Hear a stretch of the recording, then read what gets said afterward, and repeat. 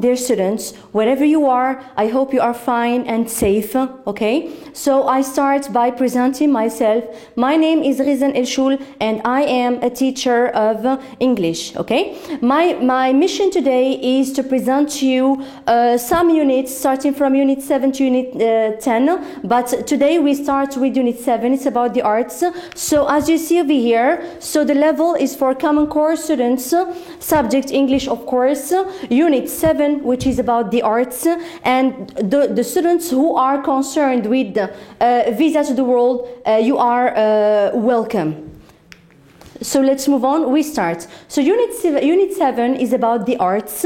So as you know, of course, we've got a lot of arts in our world, starting from singing, dancing, handicraft. We have a lot of other, even cooking is considered as an art. Okay, so today concerning vocabulary, we're going to see some aspects of the arts. So we're going to have a tour on famous people throughout history. So I'd like you now to recognize, do you know these people? I'm going to show you person by person, and I'd like you to have a look at, maybe you know their names. Of course, I try to include only very, very famous people. So let's start with the first one. Of course, you know the king of pop music in the whole world. So this is Michael Jackson, okay? The second picture, this is Tronc. Of course, she is an Egyptian. She was, all right. This is Charlie Chaplin, all right, the famous comedian again. No?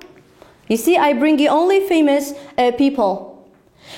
And do you happen to, have you ever seen this picture before? I'm sure that you know the name of this person, but you don't know the person as such, you see? So just to inform you that this is Pablo Picasso.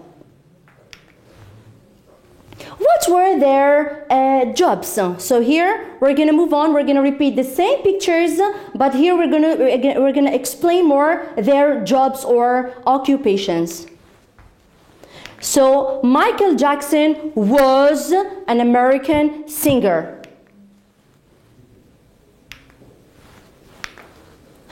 Tronc was an Egyptian singer.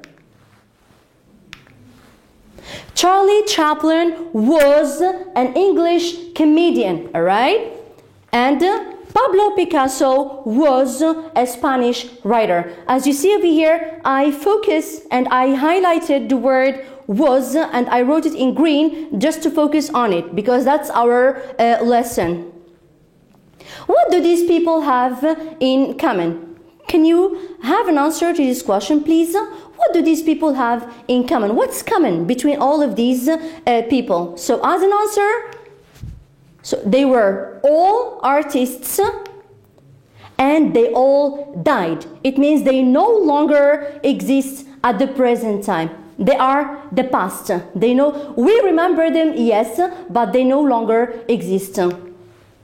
So here comes the verb to be in the past, okay? Of course, we all know that the verb to be in the present is I am, you are, he is, it is, we are, they are, whatever. But here we're going to see the verb to be in the past. So for the affirmative form, for I, he, she, and it, we say was.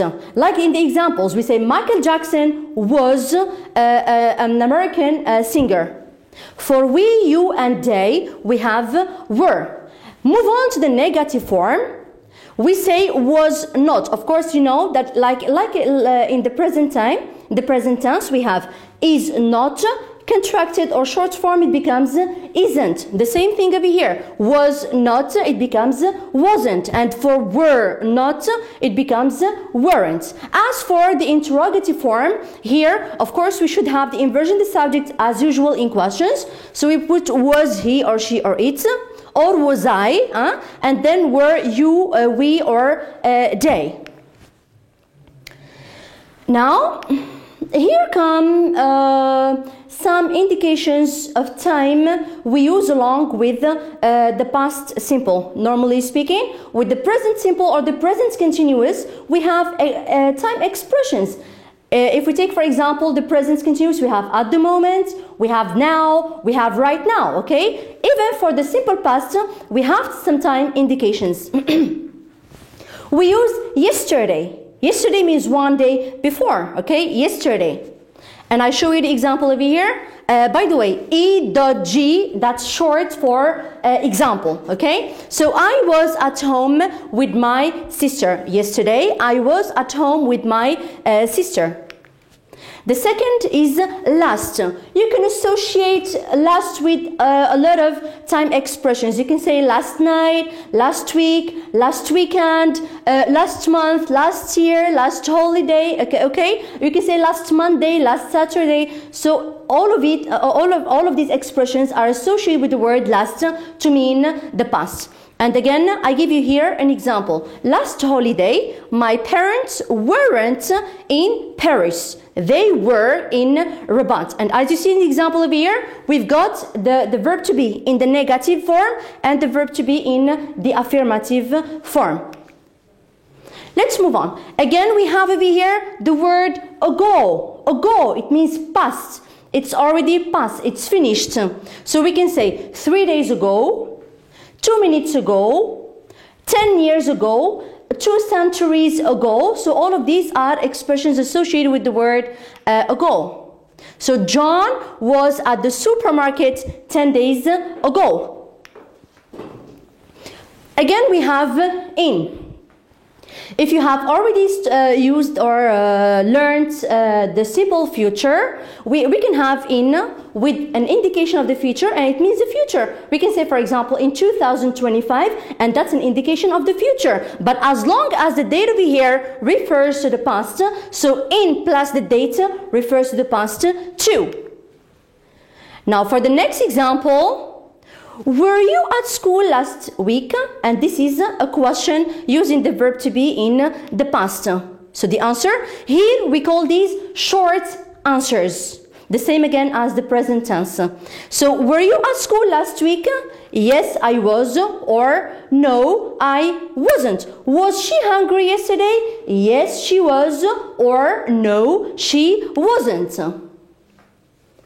So the next step, now this is like an exercise for you to check whether you understood the use of the verb to be in the past. So I'd like you to answer now this question. Where were the boys? So here are the boys and here is the place.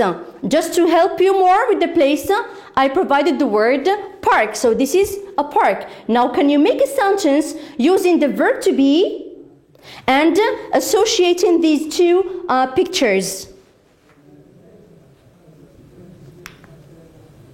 So the answer, the boys were at the park. The boys were at the park. The next question.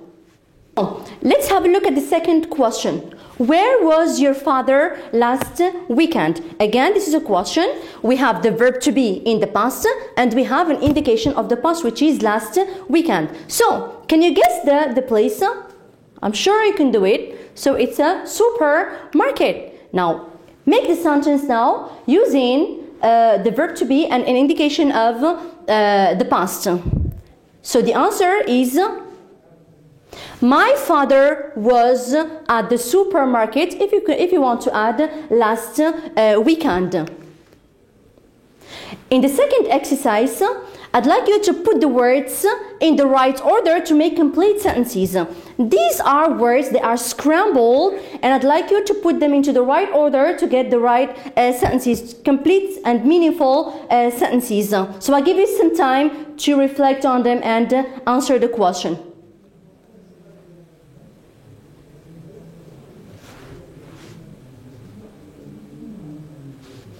So for the first sentence, I wasn't at school yesterday. By the way, this type of exercise is really very, very important for you. Why? Because you learn how to structure a sentence respecting it. We start with the subject, and then we have the verb, and then we have indications of time or whatever. It depends on the structure of the sentence. So the first one is, I wasn't at school yesterday. You can even say, yesterday I wasn't at school. For the second example, We have something like two examples mingled, right, or mixed in one example. So Ali was absent last Monday because he was sick. Of course, indications of time can be placed anywhere you want. You can say last Monday Ali was absent because he was sick, or Ali was absent because he was sick last Monday. Okay? Now let's move on to the third example.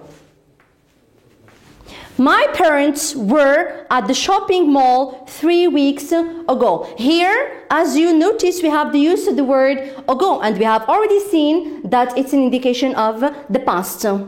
For the last one, it's supposed to be a question, all right? So can you get the right answer, please? So the answer is, was Pablo Picasso a painter? Since it's a question, we have the inversion of the subject with the verb to be. So here our exercise is done. Move on. Now, I'd like you to answer these questions with short answers. I already mentioned how we write short answers, like, were you there? Yes, I was, or no, I wasn't. Okay, so let's have a look at the examples of here. So, was the girl at the zoo? Here you've got the girl, and here you've got the place. See if the place is a zoo, and then the answer is yes. So, yes, she was. This is a short answer.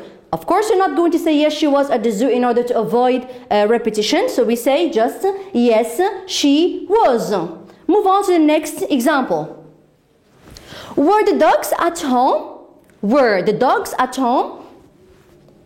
Answer: no, they weren't. This is the short answer. No, they weren't. They were in the park. This is just optional. You can add it if you want, just to clarify meaning. But anyway, the short answer is no, they weren't. Now, in this exercise, the final one, I'd like you to fill in the blanks with was or were. The objective of this exercise is to check whether you understood how we use the verb to be in the past. So I give you some seconds.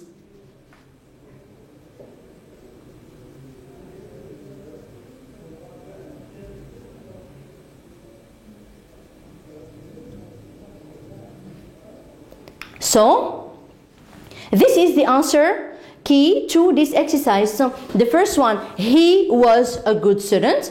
Peter and David, which is they, we use along with were very sleepy last night. The cat was in the garden. Of course, we replaced the cat with it. I was at the church yesterday. Mary and her sister were ill last week. And my aunt Lucy was at the shopping center last night. Hope you grasp the meaning and the use of the verb to be in the simple past.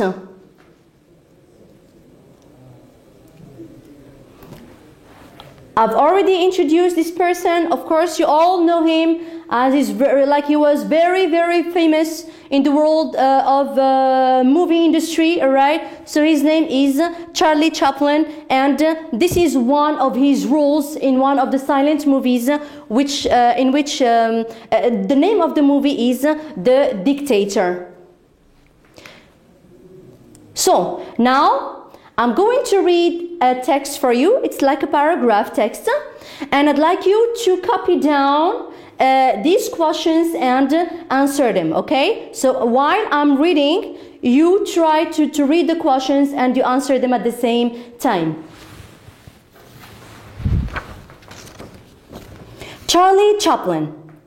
Charles Spencer Chaplin was an English comedian, director, and composer during the silent film period. Chaplin was born in 1889 in London, England. At age 14, Chaplin had a small role in the movie Sherlock Holmes. He first traveled in the US in 1910 and worked in the Keystone Film Company. He played the role in about a dozen of short films and some other productions. His two final productions were in London. In 1972, Chaplin won an honorary Oscar. Charlie wrote produced, and composed the music of nearly all his films. In 1999, the American Film Institute named Chaplin the 10th greatest male screen legend of all time. So I guess I'm going to repeat the listening in order to make you to enable you to answer these questions. So I read for a second time. Charlie Chaplin. Charles Spencer Chaplin was an English comedian, director, and composer during the silent film period. Chaplin was born in 1889 in London, England. At age 14, Chaplin had a small role in the movie Sherlock Holmes. He first traveled in the US in 1910 and worked in the Keystone Film Company. He played the role in about a dozen of short films and some other productions. His two final productions were in London. In 1972, Chaplin won an honorary Oscar. Charlie wrote, produced, and composed the music of nearly all his films. In 1999, the American Film Institute named Chaplin the 10th greatest male screen legend of all time. Of course, now I guess you are able to answer these two questions, okay? Now let's have a look at the first question. We've got the word where and you've got the word when. Of course, you have to include the place and the time of Charlie Chaplin's birth. So let's have a look at the first answer. Chaplin was born in 1889 in London, England. So if you got it correct, then well done. For number 2, what did Charlie do in 1910? So the answer is in 1910, he first traveled in the US, which is short for United States, and worked in the Keystone Film Company. So, this is the text that I read for you. I posted here for other reasons. Of course, here we move on to verbs in the simple past, not just the verb to be. Of course, we don't have just the verb to be in the English language. We have other verbs that we can put into the past form. So please, I'd like you to have a look at the paragraph and try to underline or highlight all the verbs in the past, all the action verbs. So, answers? We have the verb was, of course, and were, which is the verb to be in the past. We've got the verb had. We've got the verb traveled. We've got worked, played, won, wrote, produced, composed, and named. Okay? Now, I gathered all of these verbs over here. Let's now try to categorize them. As you notice over here, we've got some verbs that you all know, like play, work, whatever. We have the verb plus ed. We categorize them at a side and the others are at another side. So, we call these regular verbs. When you've got verb plus ed, it's called regular verbs. So, for irregular verbs, of course, I'm so sorry, we have no rule and you have to learn them by heart. But with practice, you encounter them more often, so you get acquainted with them and you learn them very, very easily. Alright? So, this is the answer. So, here we have worked, as you see ed over here at the end of each verb. So, we have worked, played, produced, composed, and named. And for irregular verbs, we have wrote, had, wrote. Of course, you know that it's the past of the verb to write. So you've got some like resemblance, all right? Had, which is the past from the verb to have. Was and were, of course, you know them now that you have seen my lesson for you. And won, which is the past of the verb to win. So this is how we form verbs in the simple past. So I just categorized them into regular and irregular verbs, and I tried not to overload you with a lot of information. So for the affirmative form, we have verb plus ed. It becomes played, like as an example. For irregular verbs, we have had. For the negative form, we have didn't. Here, they have something in common. For here and here, they are all the same, okay? We have didn't plus infinitive, and we have didn't plus infinitive. Of course, the bare infinitive form. For the interrogative form, we have did plus the subject. All subject pronouns have got only one verb, plus the infinitive form. The use of the simple past. When do we use the simple past? We use the simple past to speak about actions that started and finished in the past. These actions have nothing to do with the present time. They started and finished in the past. Examples, as you see here, yesterday and last week, we have already seen this before, all right, with the verb to be. So yesterday, I went to the museum with my friends. Here we have the verb went, which is a past of the verb to go. And here, last week, my parents and I, it's we, traveled to Paris. So now I'd like you to fill in the charts with the right verbs. So here it's the infinitive form. So I'd like you to provide the past simple form. So I give you 2 seconds to do this exercise, please.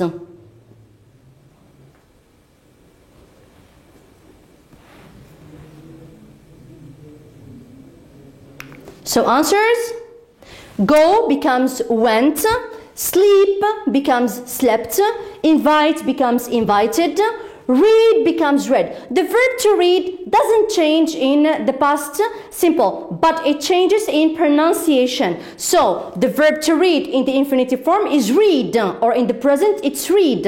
But in the past form it becomes read, like the color red, alright? Sing becomes sang, dance becomes danced, and do becomes did. So can you please put the verbs in brackets in the simple past form? I give you some seconds to do this exercise.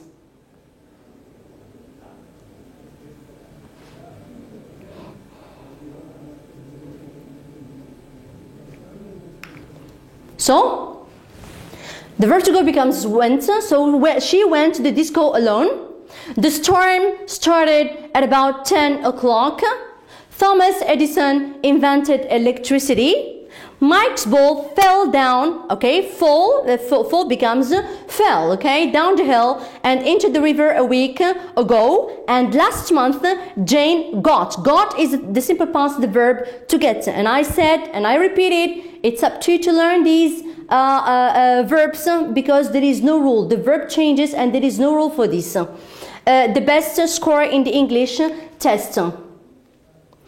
As a final task, I'd like to give you this as a homework, okay? You can do it as homework, okay? And if we have chance, we can correct it all together. So I'd like you to choose a famous artist, any artist in the world, okay? It can be, okay, I'd like you to choose artists that are, that already died, like past, in order to be able to use verbs in the past, okay? So choose a famous artist throughout history, and write a short biography like the one of Charlie Chaplin, okay, of this artist using verbs in the past and also indications of the past, because we have seen now two things: verbs in the past and time indications of the past.